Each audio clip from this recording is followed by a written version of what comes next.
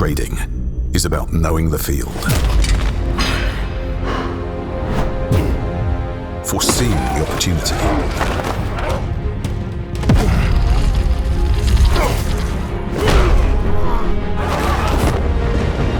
executing at the right moment. Timing is everything.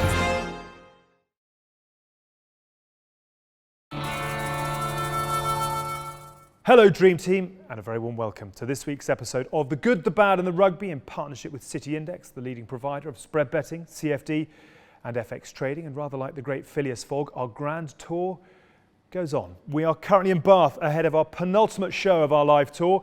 This evening we're here at the Forum, but on this week's episode we wanted to bring you the best of an evening with one of the greats, one of our favourites, Mr. Jack Nowell. And over the course of this episode we will get from him what Eddie Jones' plans are for him this summer, what it was like to finally get a run out in England's back row against Ireland in the Six Nations after all of that hype.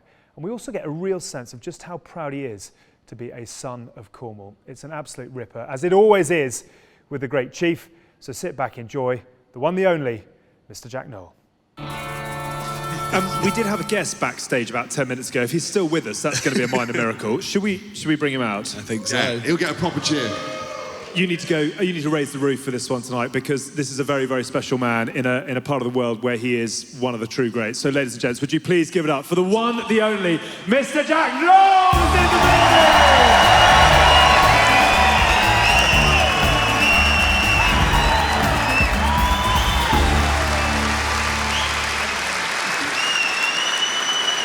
You've come as a packet of April fruits.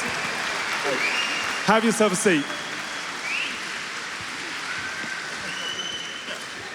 I definitely am too old, because I could not pull that off. And you do. I told you they'll like it. Honestly, I got booed. They're all over you. What have you come as? Go on. What have you come as? What do you mean what I come as? Men, you don't... Someone said Roy Chubby Brown. Great reference, sir. Aye, well done, that man. Comfort, it looks good. What else do you need? You look good. Fucking Honestly though, my nan had a pair of curtains that looked like that as well. How are you, kiddo? You look very well. You've obviously not been playing a lot recently. You've got the tan on, which is good, coming together. Yeah.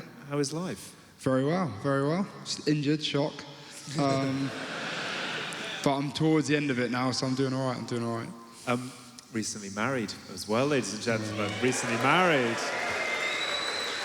There are one or two boo-hoos in the audience as well. Oh, Still together? It's been 3 weeks. Still together? Just about. Good on you. We've got kids, haven't we? So What's changed? She comes to your gym now, which is a bit annoying, isn't it? Yeah. So yeah, if any of you have listened before, I've actually told you guys that I normally go to my gym in my house to hide.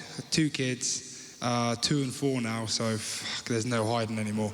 So she's actually married, wants to get in shape for the summer, all of this, a few hen do's and stuff, a few weddings. So now she comes to the gym with me, so I've actually got to do something in there. Good on you. She's like, Jack's in the best condition of his life. He's in there for 5 hours a day in lockdown. I was like, all right, what are you doing? He goes, I read the paper. And I tell you who's most disappointed. Chloe absolutely loves Jack. But it's like every time he comes on the screen, every time like anything happens, she goes all giddy. I think she was the one that was most disappointing, because I thought what she'd do is fuck me off at the final moment and run off with Jack into the future. But sadly, no, it's not meant to be. We're all trying to fuck you off at the moment.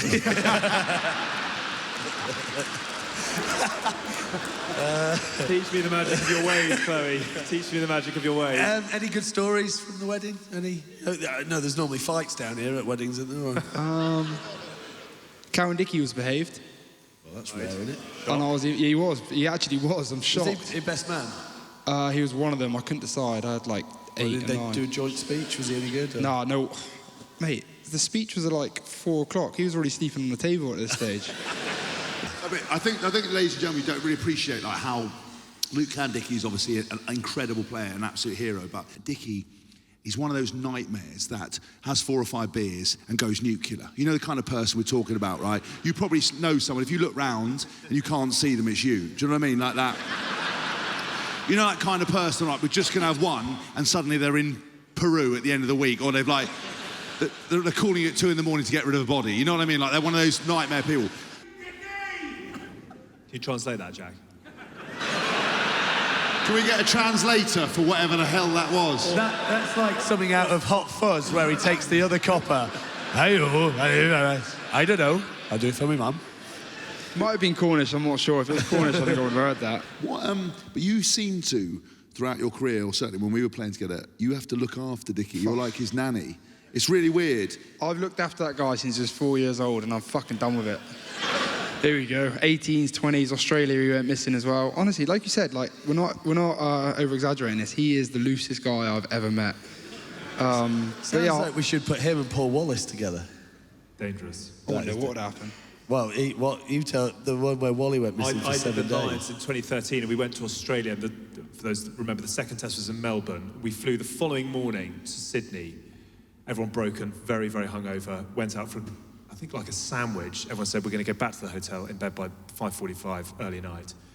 Somebody ordered a bottle of rosé. This was like sort of 12 o'clock on Sunday. Paul Wallace was next seen the following Friday, same clothes, in a lift in the casino, asleep. Just going up and down. They would have sent him home, but they couldn't find him to do that. So he just stayed on tour. I mean, that's a proper dream team, those two. Yeah, mate. That'd be a hell of an auction prize out of those two. Free dialysis off the back of it. Tell me about the Stag do, because I mean, you Exeter boys, when you go hard, and just your cult status grows again off the back of dressing up as a Munsterman at Thomond Park. Whose idea? Dickie's idea. Oh, Dickie's idea.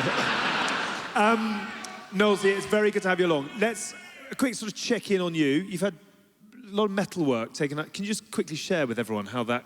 What have you had done recently? I snapped my arm in half, pretty much. Good job. The bone came out a little bit. Right. I didn't hear that. What was that? Don't know. It was a mumble. I spent too long in Devon, that's why. Yeah. Become weak. Wait, is anyone from Cornwall in here? I told you, I love Devon, but I'm not going to forget where I'm from, all right? So True. I'm Cornish through and through. I'm sorry. Would you love to see Cornwall kick on? If we had an international team, we'd be in the World Cup, we'd do well. Right. Mate, we're our own country, genuine. Is it true, though? I promise you. Yeah, but is it true? Because I read somewhere about a year and a half ago that there's like a Cornish freedom party. It's a thing. That want independence. And I genuinely, swear on my life, I'm not making this up, that, like, calm down. I know some of you got some representatives in the audience, relax. Anywhere outside the M25, I don't give a shit, so just calm down. But they said that there's freedom, like the Cornish Freedom Army, that there's someone they've got is prepared to die for the cause. I don't know what they would do, like, but they said they're trying to do that. Is it that big a deal? Yeah. Mate, I promise you now, there's a bit of knowledge for you. We're only attached to Devon by 4 bridges. I promise you. But look how intense you got as well. Here, Hask, I'm not being funny. We're only attached to Devon by 4 bridges. What, right? Mate, blow them up, we'll be floating God knows where. We'll be down fucking Australia way. If you're saying, if you blew the bridges up... We'll be fucking right off, mate. Down there, wouldn't we? All on the coast, paddling. No, but genuinely, apparently during COVID, it almost sparked off, because a lot of people coming down, and it was like, this is for local people, we'll have no trouble here, get away. Was it... Oh, it was like that. Yeah. It was like, even I went down there a few times and they're like, Jesus Christ, like, I was like, what? Am I not allowed to come back home or anything? They're like, no, that's it, COVID is a real thing, you can't come down here anymore. Fucking people, cars getting stoned. You don't see the videos of like tractors going around flipping up cars and stuff in back lanes. That's true. Oh, it was a hobby. I didn't realise it was a COVID thing. You're not from around here, you go flip your car and fuck off. Amazing. The irony of it, though, that they're flipping the car, then telling them to fuck off. Well, you just flipped my car. I'm staying. Wait. They said they were keen, not bright, mate. You know what I mean? We're really angry, but we're not quite sure how to display it. But they do roll cheeses down hills. Isn't that a Cornish thing? That's Gloucestershire. Gloucester. Oh, fuck. Oi, You're an ignoramus. I don't care. As far as I'm concerned, you can blow yourselves off the fucking side of England and fly over to France. It don't matter. This is the problem I've had with Hask the whole time. He's far too posh for me. Too posh for you. You're too posh for me, you are. well, if I'm too posh for you, he must be the most unpalatable person in the world. The only time he's ever seen anyone working class is when he drives past his Rolls Royce, puts the window down and goes, "Oh God, darling, there's lots of poor people. Drive on," and that's it. When we went to Alex's fight, I've never seen a room filled with as many triple-barreled names. Framboise, Waddle Dudley, and all his Eton mates. Fuck off, all of you. It's quite good. It was quite good. You just walk around the room and you go, "Head boy," and they all drop to their knees.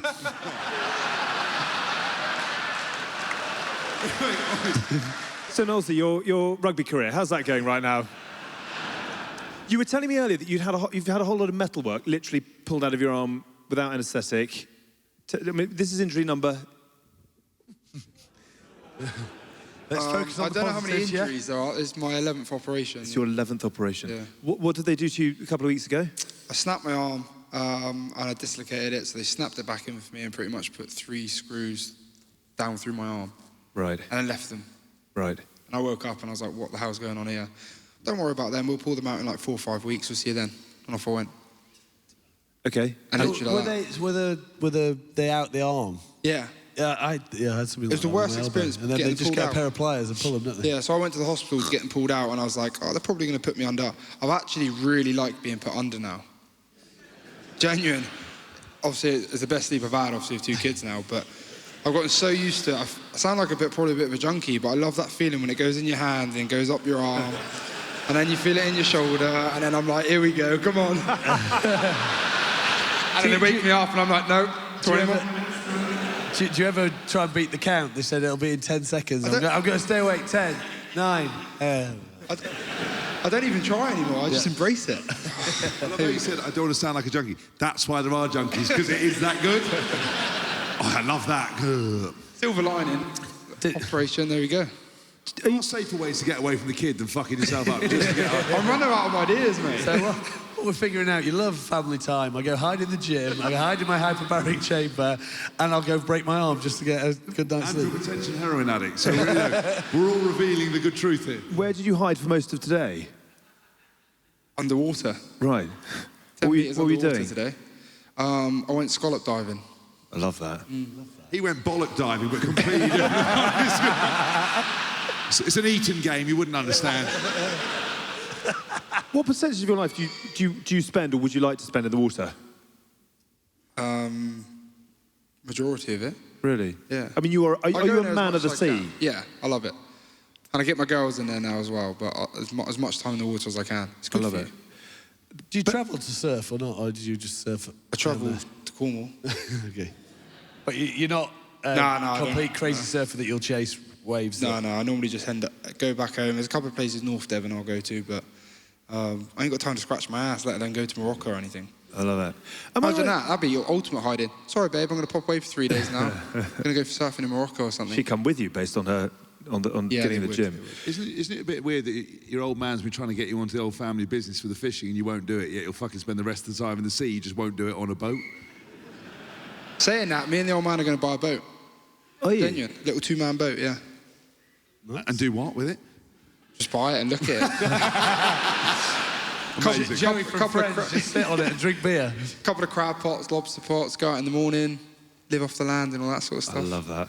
Retirement next year, innit? So I need to start thinking about it. I'm going to say, he'll be out on that boat, you aren't going to fucking go anywhere near it. As soon as he goes, right, 5 a.m. lobster pot, and you'll be like, beep, fuck that. Am I right? Are you part of the RNLI? Do you have an ambassador? I'm definitely not part of it. But are you an ambassador for? Yeah, I try. He's been telling birds that, hasn't he? Lifeguard. What do you do for them? I save lives. Yeah. I try and raise as much money as I can for them. I love that. Yeah. Good boy. It's all voluntary, isn't it? They don't get. Yeah. The skippers get paid. They're full time, but the rest of them are voluntary, so they don't get paid. So they just do it whenever they get a call. Good on you. Have you ever thought about what comes next? You've got a pub. You got mustard. Alcoholic. No. Alcoholic. I Heroin got 2 pubs now. Have you got? Where's the second one? In Newlyn as well, where I'm from. Love it. Swordfish. He Good. fucking knows. What's the second one called?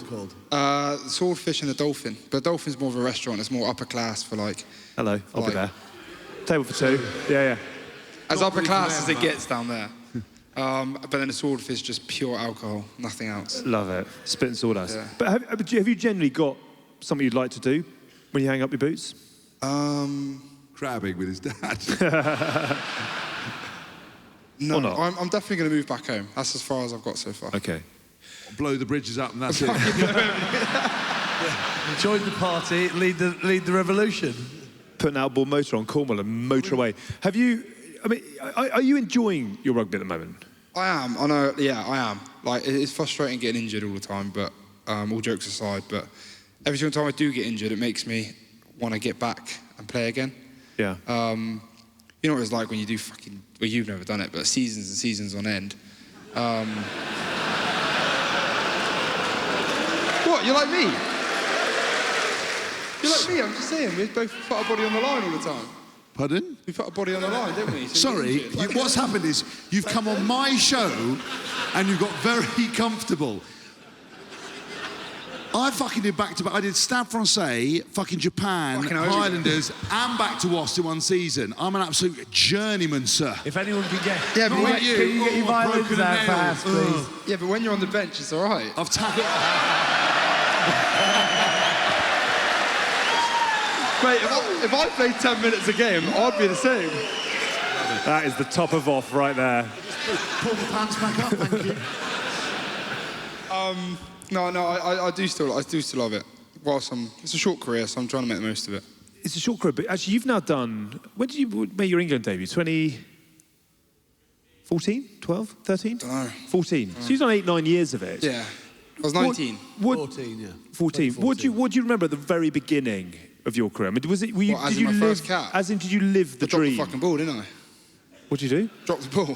Oh. First cap, front away, launch reed's gone up to take the ball, straight through his hands, hits my chest, bounces off. French team pick it up, they score in a corner. That's what I fucking remember in my first cap. I was like, first and last. Good thing is, you know that, fuck me, it can't get any worse. So Yeah. It can only get better. Oh, it did get worse. Because they went and scored around the other... They kicked off. I didn't drop it this time, but they kicked off, went and scored again. Bounced over my head, into their arms, and scored under the posts. Fuck, you're lucky to have got as far as you got. Very lucky, I know. But how do you compare where you were then? I mean, was it something you always wanted to do? Or have you just ended up being... I've ended up being it. You've ended up being international rugby. I love that. I ain't gonna lie. Right. I played for a bit of fun, obviously, like most people do with their friends, and then it was kind of the next thing. It was like, right, if you perform well at college and play well, we'll give you a contract at Exeter. I was like, okay, sweet. I'll see how these 2 years go. Probably won't play first team. I remember finishing my second year and then being called up to the England squad, and I was like, shit, this is actually probably going to kick off for me now, so I might as well give it a good go and try hard. And that's kind of the way I do it. I just take it year by year and just see what happens. I'm kind of like that with my injuries and stuff, do you know what I mean? Like, they happen, It is what it is. I couldn't have helped snap my arm in half, but it's all part of the parcel, isn't it? And Is there bits where you question, because unfortunately some players do go through injury bouts or whatever, do you look at it and then try and analyse it, try and think, is it because I'm doing too much weights, or I'm trying to do this, or do you just stick with what works for your body? And then a lot of times it has been because I've been too big and I've done too much weights, and you know what we were like in the last World Cup. Me, bro. I don't know, have you seen the way you walk now? That's all I had. Couldn't catch, built like a fridge. runs into lampposts. Posts. No, I did, yeah. Oh, I almost broke my neck laughing out. I changed my training quite a bit because I was lifting too much weights, and I kind of forgot about that my actual job is to play rugby, not to be a weightlifter. So I did change all that, and I've put the longest season together now. I've been fit pretty much all season other than this now. But yeah, there has been times where I've forgotten what I'm doing at the moment, and I need to concentrate more on just playing rugby. You are one of those players at the moment who I think is at the very top of the tree for... It's very easy to follow you. It's big to want you to do well. I just wonder what you remember of a young 19-year-old alongside you popping into... Talk to me. Good. No, I'm joking. You looked after me pretty much, didn't you? Yeah. I mean, I didn't really learn your name for a long time. I thought your name was Phil Nowell. But... Well, I'm not being nice to you now then. When you get to a certain level, you're not really worried about what the fucking boys are that clean your boots do. But Yeah, yours are fucking clean all the time, that's why. never used.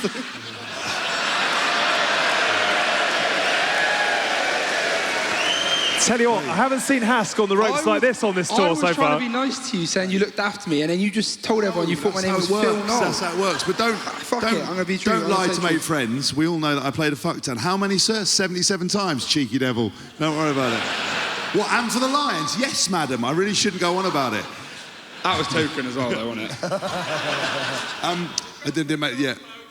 Oh, not all like that. So I remember my first night out as well. No, I think, you know, Jack for me was always like an unbelievable bloke in terms of on and off the field. You know, in terms of his character, an incredible athlete in terms of stuff he could do. You know, and 2014 was the first time I'd sort of come back into England when I'd been in the Highlanders. I got a call from Stuart Lancaster saying, look, would you come onto the South African tour? And then obviously got the preparation for the World Cup, and it's weird because I didn't really play much in the World Cup. I mean, I can tell you why, not because I was shit, but there's another reason we'll come on to later. And actually, Knowlesy and Slady were kind of quite young guys, so I spent a lot of time playing football with them, basically.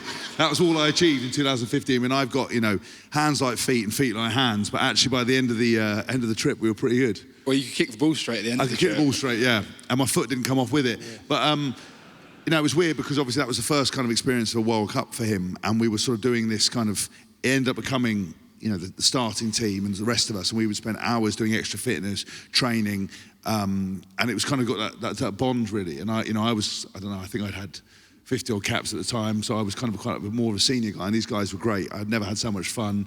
Knowlesy was just literally everything he'd do would always involve some sort of bench press and bicep curl, which was a man after my own heart. I was like, excellent. Do we just become best friends? Yes. So yeah, I've absolutely loved him. He's always been a great character, and you know, and I think he's one of the best wingers to do it in my mind. Would we agree with that? We would agree with that. Why did you not get picked in 2015? Pardon? Why did you not get picked in 2015? Oh well, yeah. So because you're a shit. Oh yeah. What you've done there is you've taken my joke and said it slightly louder. Yeah. No, so basically in 2015, we well, first of all, we did this team building thing. So, you know, coaches are always trying to look at new ways of getting the guys motivated. So they took us down to riot police. I was like, oh, riot police, this is going to be fucking wicked, isn't it, right? And they chose two captains, Chris Robshaw, he'd always been captain, but they made Tom Wood captain of another side. And I was on Woody's team, and I was like, right, we're going to fucking do Robshaw over here. This is it, right? We thought we were rioting against them. We thought it was going to kick off. Anyway, went down to this riot place. And it was an utter shambles. First thing we did, they put us in brand new army boots, overalls, big plastic shields, made us do a 1K time trial. I mean, honestly, it was, some of the props were so unfit. It was like that, there was a telltale sign straight away. Kieran Brooks, honestly, couldn't carry a shield round and was going, I can't do it. I can't. But he got so high-pitched and out of breath, he sounded like a kettle who's, people get going, fucking tea's ready. No, keep running, you pricks. So we did this riot thing, and basically it involved, you'd run up to these, like in these fake streets, run up to them, go to a junction, look left, look right, go through. A person with half a brain cell could have got it, right? 3 hours later, we're still doing it. We spent all day doing it. The riot wasn't us against Robshaw's team. It was us with the real police, who, no disrespect, were awful, right? At this time, they're normally great, but on this particular, they were cadets. They didn't really know what they were doing. And all that rioting was actually Stuart Lancaster and Andy Farrell and the rest of the coaching staff lobbing wooden bricks at our heads and petrol bombs. And I knew things weren't going to go well when Andy Farrell's like, you fucking Taylor asked me a fucking brick. I fucking hate you. I hate you. You're like, Andy, calm down. Calm down. And that wasn't a great sign when the coaches were trying to hit you with petrol bombs and they were just picking me out of it all. Lancaster, you think you're so fucking clever. Right. So anyway, did the riot thing, and we were supposed to finish at 10. We finished at 1 in the morning, got back to the training ground at 2, went to bed. The lads were fucked, right? Wore these army boots. People are coming down, were like, looked like they got fucking rickets. They were like down there, right? Awful. Came down for breakfast. Everyone's slagging it off. Knowles got injured again, right? Everyone's there fucked. And we're all sitting there going, this is shit. this is shit, it's fucking shit. Anyway, hopefully they're going to change the training. Anyway, got to the training centre, we're all still talking, going, fucking, this is crap. They go, Hask, you'll say something. I was like, fucking will tell them. I'll tell them, it's fucking shit, right? We're all sitting there. Anyway, Andy Farrell walks in. You know, he's like a big man. He's like, fucking hell, lads. This is fucking bullshit. Get round. You know, northern people, they can't say anything in a friendly way. No, they can't. You know, they can't. Even when they say to the kids, I fucking love you, kids. You're like, whoa. You know, it's always just so harsh. He's like, right, lads, get round. So we get round. He goes, I'm fucking sick of this, right? I can fucking hear all your moaning. We've got a World Cup to win. We've got a full training day. Chris Robshaw, how are you? Oi, this is how he sounds, not me doing anything. No, really good, Faz, really good. And I was like, you fucking liar, right? And they went round Tom Woods, right? Tom Woods, the keenest man in the world. They went, Woody, how are you? Faz, I'm fucking brilliant, right? Because he's so aggressive. And I thought, fuck, it's two back row. He's in the cut and he goes, Hask, mate, you'll fucking tell me the truth, won't you? How are you? And I was like, Right, and everyone was looking at me like you, and it sort of went real quiet, the pressure was on. And I thought, this is my moment, I wasn't gonna let the lads down, you know. And I went, Faz, I'm super duper, right? And Faz went, let's go out and fucking train. Right, and all the lads like hovering around like that, kicking first, you fucking prick, Haskell. They started calling me the deck chair because I folded up so quickly. Honestly, right, it was fucking awful. It was awful, but it got way worse. Way worse when we went to Denver, right? And we had a training camp in Denver, and it was like altitude training, and we did all this fitness. You know, all the coaches and like all the media said 2015 we weren't fit. We were the fittest we've ever been. We just couldn't play rugby, right? We used to do all these shuttles, like shuttle, and then try and do a line-out move. We're still waiting to finish that move today. The hooker was like this. I'd just throw it on the floor. Someone would go to kick it in the floor. It would just fuck up, right? So they said, a bit of day off. Go up to Rocky Mountains, right? Got a full day of activity. What's better than putting 35 lads, including coaches, 40 people, whitewater rafting? What's the worst that could happen there? Water at high speed, jagged rocks, a load of meatheads, right? So we're all sitting there and in these boats, and we're sitting there like that. And you know, it's just like paddling along, and then it's serene, quiet, nature in it, back's a bit sore, tired, this is so nice. And then what happens is someone paddles a bit and flicks a bit, and that's how it fucking starts, isn't it? You paddle, you're like, Nowell's in another boat, I'm paddling like that, little flick. Nowell's like, fuck off, Hask. Like, I think, fuck you, Nowellsy, right? And before you know it, it's fuck you, right? And then everyone thinks they're a pirate and they're fucking jumping from boat to boat, right? Who should Hove interview? Andy Farrell. I'll fucking kill you, right? I'm like that. Andy, I've got to play. You fucking right. Anyway, luckily I had a good boat crew, so they've taken Andy out, right? Because he was trying to drown me. You know, it was like, it was getting real serious. We almost got lucky. Yeah. It was like homicide, right? So all this shit's kicked off, right? Fuck it, everyone's like that, people drowning. And there was a boat of coaches, right? And there was 3 people left on this boat, Stuart Lancaster, and there was the doctor and a media guy, right? The doctor was there. Someone got him and fucked him off. Then the media guy was stripped to the waist, and he wasn't all there, the media guy. He's fucking banging people in, they've got rid of him. And this Stuart Lancaster's left. It's like I've got into this as well, because it's like the old anger coming back, right? Lancaster on the boat, and he's got his back to me. And I was like, this is my fucking moment. Martin McCutcheon came on, this is my moment, right? And I thought, I'm gonna get him. So I dived into water, swam, a bit like G.I. Jane, popped up, right? Went back under the water, held my breath, swam under. And everyone had gone fucking quiet, all the lads, right? Even the birds had stopped in the trees. A couple of fish just popped up to see what all the fucking fuss was about. I crept on the back of his boat. I fucking crept up behind him, and he was like telling people, don't do that, you're having too much fun, or whatever the fuck he was saying. And I crept up behind him, and I extended my arm, and look at them fingers, right? Look at these gnarly, if you were going to design something to grab onto the back of a life jacket, it would look like that, ladies and gentlemen, sort of a gnarled, clawed hand that once latches on, you can't fucking get off. Like a pit bull's mouth. When this shuts on you, you can't fucking let go. So I reached his hand out to fucking grab him, because in my mind I was going to just fuck him off the boat, right? And I was going to be hailed as the champion. So I reached my hand out, and he's turned round and gone, "Don't you dare." So I've got that decision again, haven't I, ladies and gentlemen? Do I become a fucking hero? Do I get a call from the Queen? What's that? Is that the Queen? Hello? An OBE? Oh, you shouldn't have done, ma'am, right? I could have had that. Don't worry, you couldn't. yeah. He's the one who decides. So he's turned around and I've gone, I'm sorry. And a bit like in the movies, I've swam backwards, got back into my boat, turned around as if nothing had happened. And Lancaster's just gone like that, right? He had a pocket in his life jacket, like an absolute fucking loser. Who has a pocket in a life jacket? Took out a notepad, opened it up, looking at me and just went, shh, and put it back in. And that's why I didn't play in the World Cup.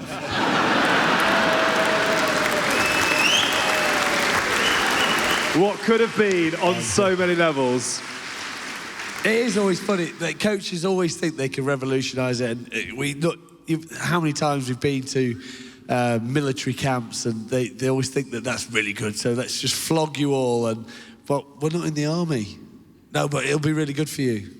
Then 5 people get injured, you're all fucked. Because Clive took everyone down to Lympstone to do, we did like 2 weeks with the Marines. We did a whole war game and everything. But they did they do 3 challenges down there. They do a sinking boat, where you've got to try and plug all the holes, and it's about teamwork. You can't win. But then, obviously, lads, even though rugby players are meatheads, they're not really that stupid. They're quite street smart. You realise pretty quickly that we can never fix this boat. So then lads are doing backstroke up and down the thing and just letting it fill up. They're like, no, this is not what you do. Well, we know we can't win. That's not the point. You're supposed to try. Fuck off. But they have one down there, which is a helicopter simulator. So they have a helicopter that they could drop into a swimming pool to practice crash landings and the drills if the helicopter's full. So the helicopter's got 15, 20 seats on it, and you get given a briefing of how it works. So the guy next to the emergency exit, his role, if you hit water, is pull it off, do everything that he needs to do. Then as he's about to get out, he taps the guy in front. He knows he goes then, taps the guy before he goes out the window. And everyone knows that you've got to hold your breath for about 90 seconds. But if you do it all and you all work as a team, you can get through this. So the whole reason Clive took us down there was to get rid of what he called energy sappers, who were there for themselves. And so we do this, and what they do, there's 3 stages. So you land with the lights on in the pool, you land straight, you go down, you work on it, first guy come, and then you go off. Then what they do is they land with the lights on, flip you over. So you got to do it upside down. And then they turn the lights off, land you, flip you over. So everyone knows the drill. I mean, I'm about 5th guy down, so I know that you just got to hang on, wait for that, get your seatbelt undone, and then you just wait for the tap, then you turn, tap the guy in front of you, and you go. Clive is at the front, so Clive's probably got to hold his breath for 90 seconds. And so we go in, everything's fine for the first 2. Right, lights are off, land, flip over. I'm waiting for the tap. Next thing I know, I get fucking booted in my face. What the fuck was that? And then I got booted again. I was like, anyway, then I felt a tap, turned, went, swam out, got to the top. I was like, fuck, anyone else get kicked? And everyone was like, yeah, fuck, got booted in the face.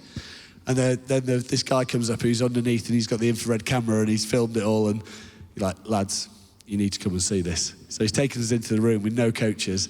And as we've hit the water and flipped over with the lights off, Clive has fucking panicked, ripped his seat off, swam past everyone, kicking in the face on the way past, and saved himself and fucked off the team.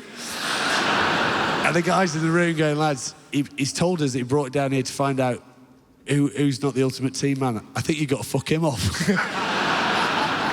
Unbelievable. But they always think they can revolutionise how coaching is, but it just doesn't work that way. Have you had any mad team building stuff? You've done some You did crazy some stuff pretty already. punchy stuff with Exeter today on the beach. Yeah, I was different though. Right. Right, it started as a surprise. The first one we did when I first joined was we went Limpston in the morning, then went to the moors, and we basically we got chased by a load of Marines. So we set off an hour before, and then That'd be awesome. and then we had to get to one point on this map. We had to follow the map, but on the way we had to do loads of different stuff. But we knew the Marines were chasing us with guns, and it fucking sounded real as well. And obviously they weren't real, but fuck me, it was loud. So we know we're getting chased. We had to get to this point. Anyway, we got to the point, got caught along the way. It was one of those ones where there was no way we were going to get away from them. They knew where we were going, and we didn't have a fucking clue. They pretty much waited for us in his house to caught us, make us do little challenges and stuff on the way. Try picking on some of the older boys. They start fighting because they're not doing it. I don't want to get injured. And then the other guy's like, you got to fucking do it. And he's like, I'm not doing it. I've got a sore hamstring. And then they're fighting. But that happened on a couple of teams. But then what's Exeter's so good is because we got there, finished it. We had to set up our tents because we were staying. And then the head of S&C then grabbed us, said, right, boys, everyone over by the tree over there, we got our night stalk, they called it, like a night run. And we were like, there's no fucking way. We've been walking for 16 hours. Like, boys are blistered, cramping, calves are on fire. And they're like, no, right, let's get warm. Lazy A's, lazy B's, do some stretching. And we're like, holy shit, they're actually going to make us do this run here now. This is going to be brutal. It's like off that SAS Who's Dare wins. And it's like, anyway, we all get a head down and try and do it. And this is where Exeter's brilliant. Because then, towards the end of the warm-up, everyone's there sulking and miserable, and all we hear is this fucking beeping of this car. Our team manager is one of the big kit fans, and he's doing handbrake turns behind us, comes up around this tree, drifts around the corner. It's like off a film. Back doors swing open. The whole thing is just full of piss from top to bottom. And he's like, right, lads. And honestly, boys are making up some serious injuries. They're like, no, calf's tight. I can't do this. I'm not doing it. As soon as they saw this truck, boys are sprinting towards the car. And they basically said, look, guys, you go to bed when this is all finished. And then we sat there all night and literally just sipping on these That's beers. a proper pre-season. Unbelievable. That's a proper pre-season, is it not, ladies and gents? I love it. So it's not like these two, no way. But No. We did one up in Yorkshire and with Gloucester, and when they made us do the proper log run and everything. It doesn't get hot in Yorkshire, but it was hot for that day, late 20s degrees, and they were proper on it. Now, when you're older, I was old, I knew that you know where your body's going. If you feel your back going, I'm just like, well, I don't need to do this. I'm not in the army, so I don't need to do it. So I'm not going to. They hate that. So there's this guy screaming at me at the back, going, "Why are you fucking walking?" I said, "Mate, I'm a rugby player. I don't give a fuck. You can shout at me all day. You're letting your teammates down." "No, I'm not. I'll do what's right on the Saturday."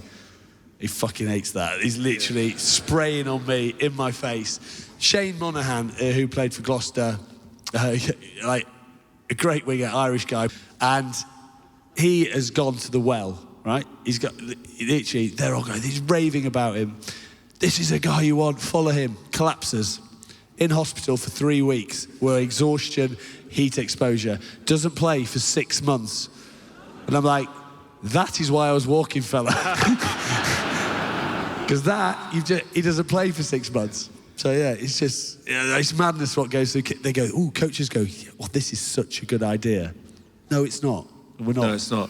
Do you ever pick anything up? Do any of the players ever pick anything up from these military things? Yeah, when I picked up something great once was... Fire pussy. No, obviously a lot of you know Ronnie Regan. All right, Bab, everything okay? So in 2011, Ronnie Regan, very famous player. He played played for Bristol, played for England a number of times. 2007, his biggest moment, wasn't it? 2007, yeah. And his biggest moment was he played against Africa, and John Schmidt said that Ronnie spoke to him more in 80 minutes than his wife had done his entire relationship, right? And the England coaches, because they're from Leicester and are not all there, they were like, right, that is fucking unbelievable. He's mentally got fucking John Schmidt. John Schmidt meant he was an annoying fuck, right? And that was the end of it. But Ronnie, I knew in 2007 was going to be an interesting character because we were supposed to go to Portugal, which I can get on board with. You know what I mean? It's a pre-season. But lo and behold, they load us up in a bus. This doesn't look like the airport. And before you know it, we're in Poole, right, with the SBS. And they'd never done that before. And obviously, like most men, I've got a real hard on for SAS, SBS. I was like, this is amazing. And the SBS were a bit standoffish with us because obviously they'd never really done stuff in the public. It was a big opportunity, and they thought we were going to be like footballers, a bit prima donna-ish. So we're doing all these things, and Ronnie, when I first met him, was at a line-out session where it had started to rain, and Ronnie was hooker, and he was like that, a bit of rain, I don't like that, right? And he walked over to the sideline and went, probably get a waterproof on, sensible in it, right? Picks him up, puts his arm in it, didn't feel right, but went with it. It was a pair of fucking trousers, right? And he's trying to walk around with a pair of trousers, and I was like, this is not great, right? So, anyway, fast forward to this thing, and we're doing this boat carry, right? So each got a canoe. All the teams start on the beach, right? You get a canoe, and what you're supposed to do is you run, and when you can run no more, you go change, and your teammate changes in. Now, Ronnie resembled a melted wheelie bin on his very best day. On his very best day, right? And he was thicker than porridge, so it didn't help that as he was running behind this thing, we'd get on it, we started off, we're running, change, Ronnie's still in the fucking car park. Right, he had that real big man run, they've got when they're like, ooh, here, I'll be in a minute, wait, right, couldn't. So the SBS guy was swapped in, right, and he was running with us, we're powering on, right, and we got to this tight, narrow footpath by the sea. And Ronnie had caught up a bit because we'd slowed down because it was so grouped together. As we're going past this gate, there was a boat on this side, a boat on this side. And just as we got through, we were coming fourth at the time, one of these boats just shears across and takes two of the people out. Right, they fall into the fence post. And suddenly the boat on the other side falls and we're fucking suddenly in the lead. And I could just hear Ronnie in between wheezing, laughing, right? And someone's gone, Ronnie, the fuck are you laughing about? He's gone, espionage, Bab, espionage, right? And it turns out that the canoes had bailers on string, right, that were trailing out. As they'd gone past the fence, he'd thrown one round, it had wrapped round, whipped the fucking canoe off, and he'd done it the other side, right? But that was a great trick. I didn't know he even knew the word espionage, but he fucking did. So anyway, we're running, right? And this was when Brian Ashton, rugby, like the Yoda of rugby, Brian Ashton's there. Train you, I will. And we were running towards the end, right? And I was so tired, his fucking shoes are full of blood, running along. Ronnie's going, here, Hask will swap out, Bab. So I was like, okay.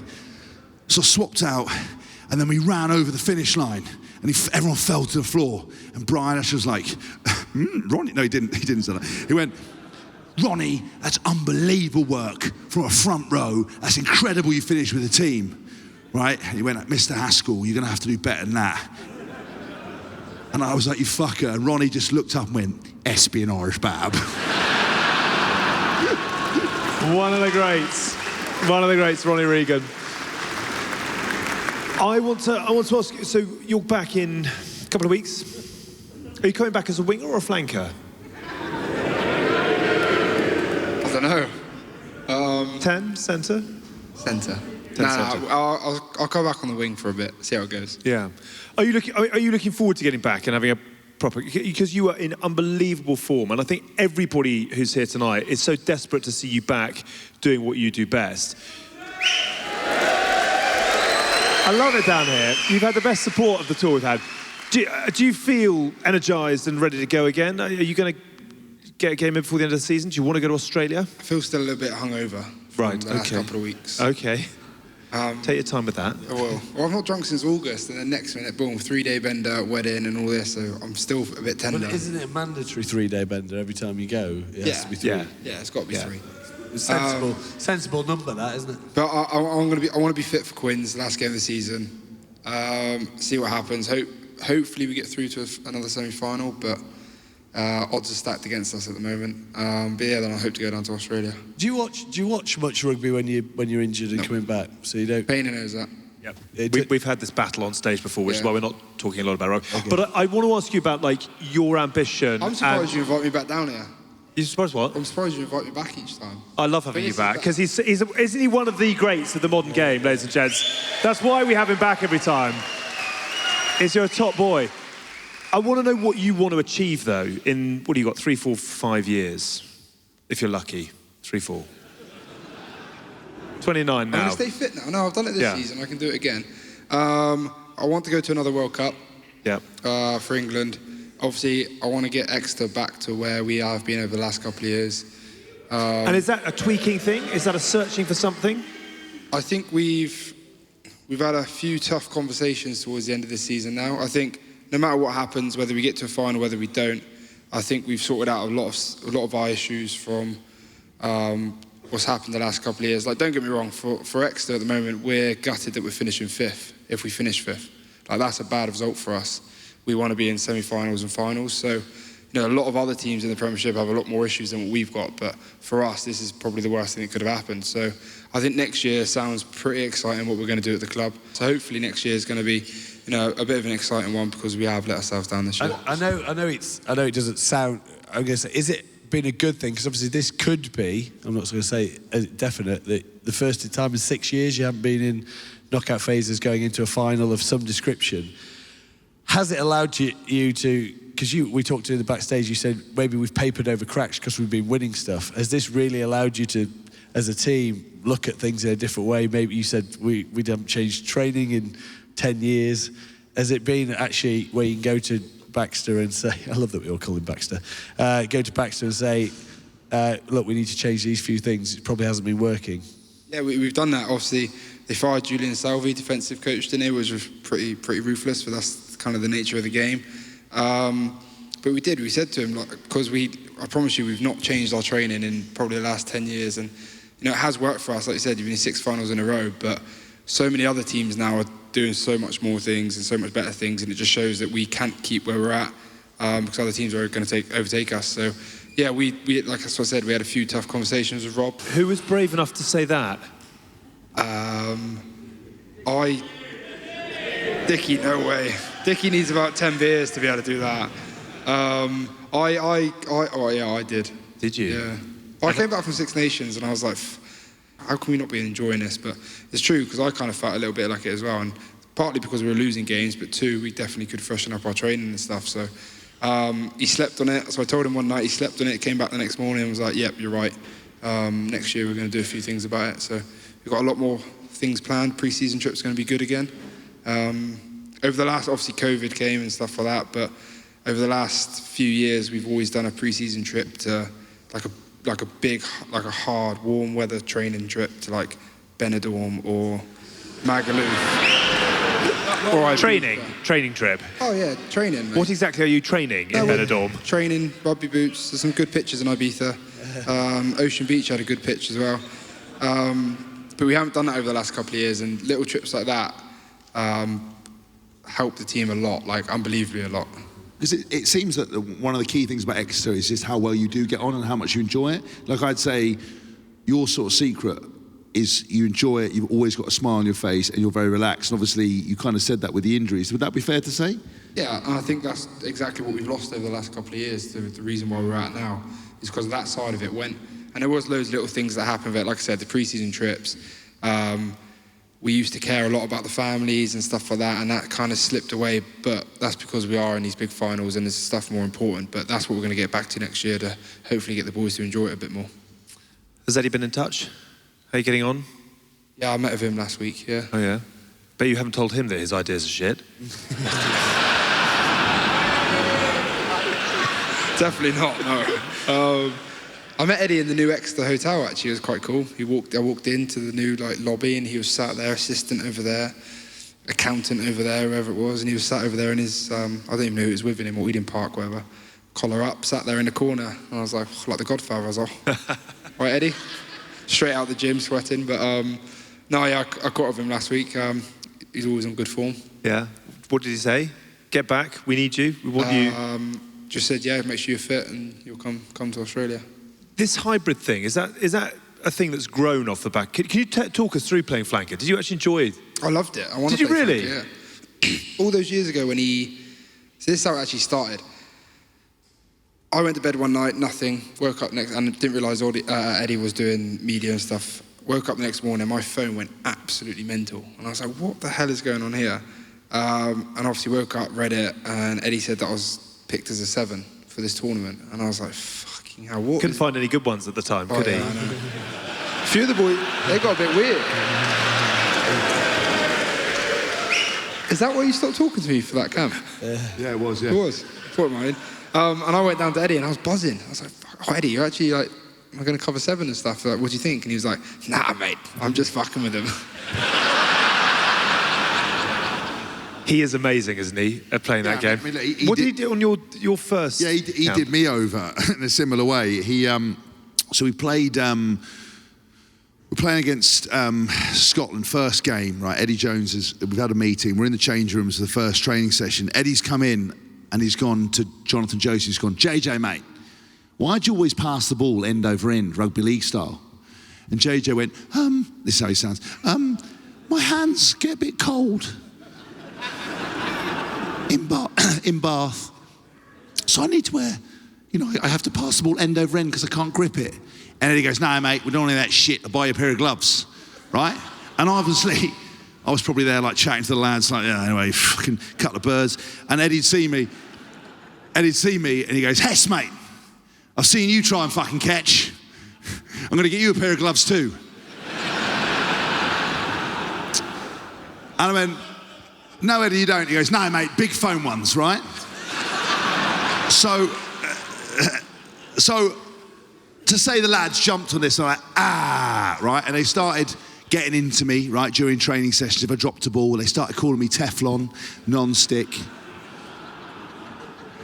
Started calling me the toaster, because every time I went into contact, the ball popped out, right? Bear in mind, my confidence was at a fucking all-time low, do you know what I mean? England coaches said you need big fucking foam gloves, like the ones they have at concerts, with a finger, right? All the lads get into me, and some of the bigger boys, and they were hard to believe, but there were some bigger boys, right? They started calling me Apple, like ear, apple, right? Apple. I was like, and when they won't let you in a joke, men can be quite cruel. I was like, what do you mean, apple? It was like, ear, apple, right? I drop a ball, they'd be like, apple, right? And I was like, this is bullshit. What do you mean? And they went, apple turnover. I was like, you fucking...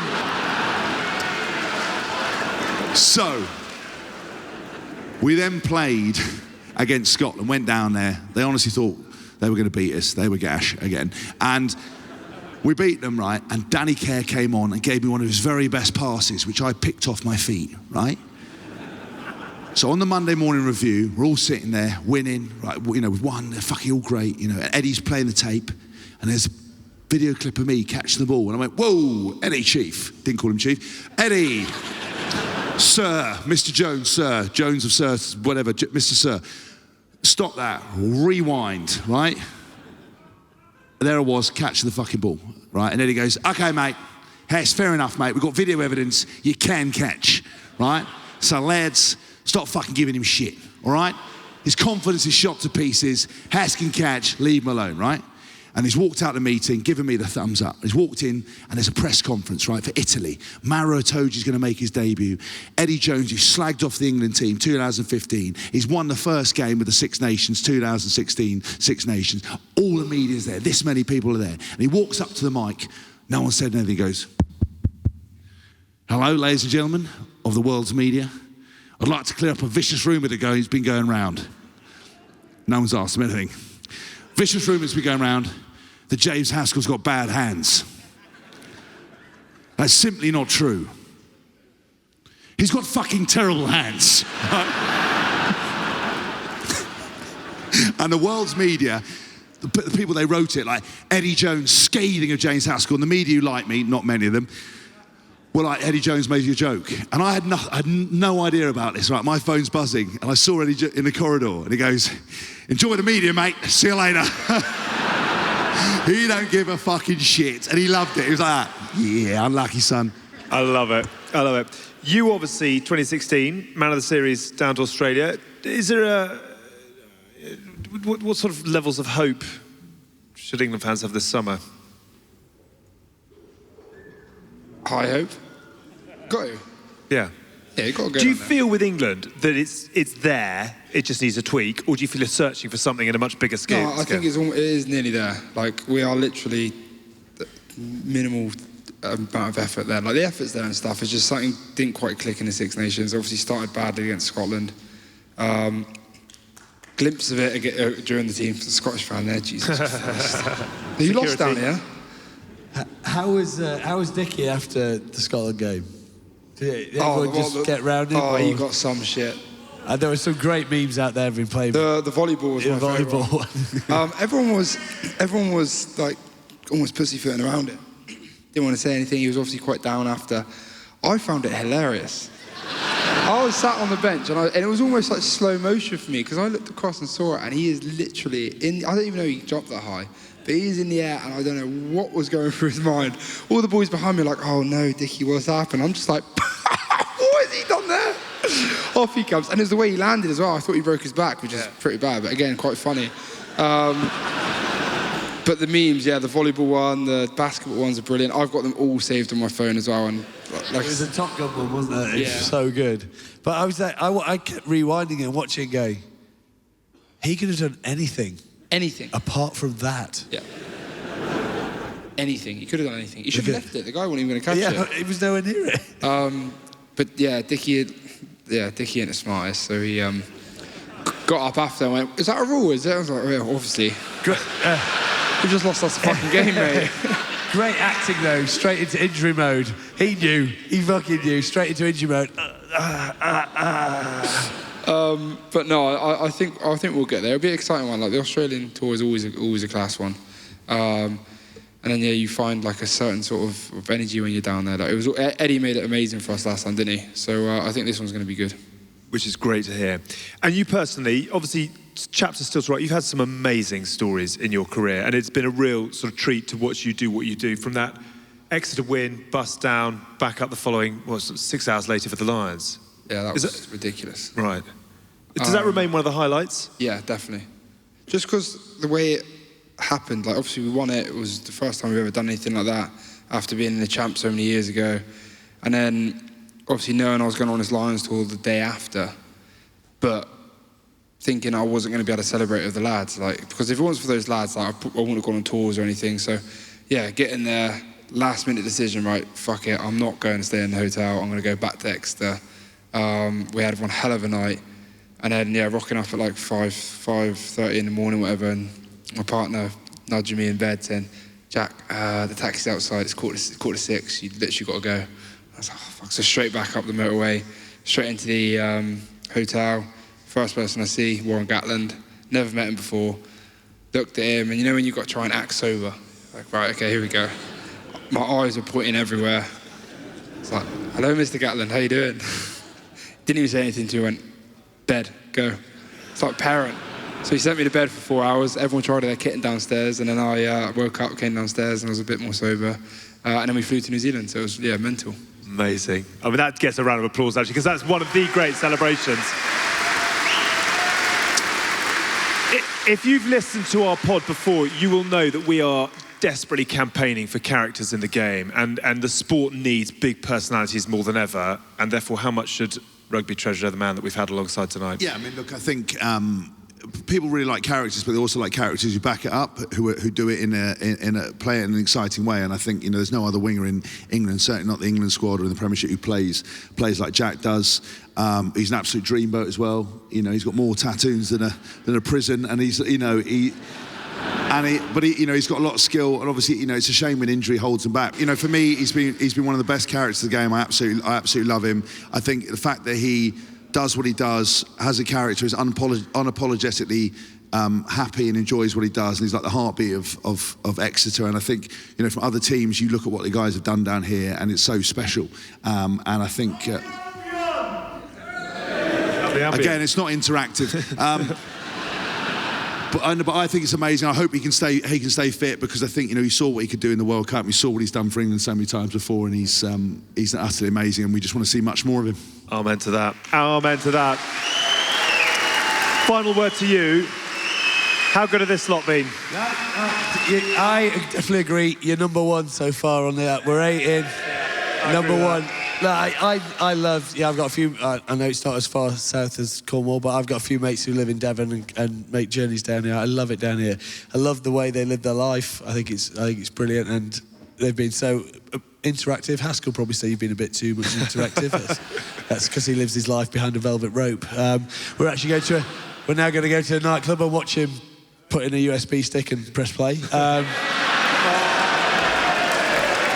He's genuinely good. No, It is funny, actually. We've spent far too much time in the car together, and he does work very hard at what he does, and it's quite interesting to see how much detail goes into what he does as a DJ. But no, thank you very much for coming out. Thank you very much for supporting us. I'm going to give you the final word, just as someone who is so passionate about this area and this lot and the love that they've got for you. I mean, what does a night like this mean for you? I think like Tinds. No, just give the answer. I'm going to take the mic down there because I can anything. Because like Tin said, like this is, obviously I've not been to the rest of your stuff, but like any time we do anything like this down the southwest, it is mental. So like to see it packed out and to see you guys come down has been amazing. And like I said, hopefully at Exeter we can do some better things. Good on you. But yeah, thanks guys. We love you, Jack. We love the story. We love the journey you've been on. We hope there's a huge amount more to come for the great man alongside. Ladies and gents, that is it from us tonight. We have been the good, the bad, and the Rugby Live. You have been a brilliant, brilliant crowd, Plymouth. Give yourselves a cheer. And as you do that, will you give an enormous round of applause for Hask and for Tinds, and for the one, the only, your chosen son, Mr. Jack Nowell. Well done, brother. Fantastic. Thank you so much, Plymouth. We'll see you again very soon. Have a wonderful rest of your night.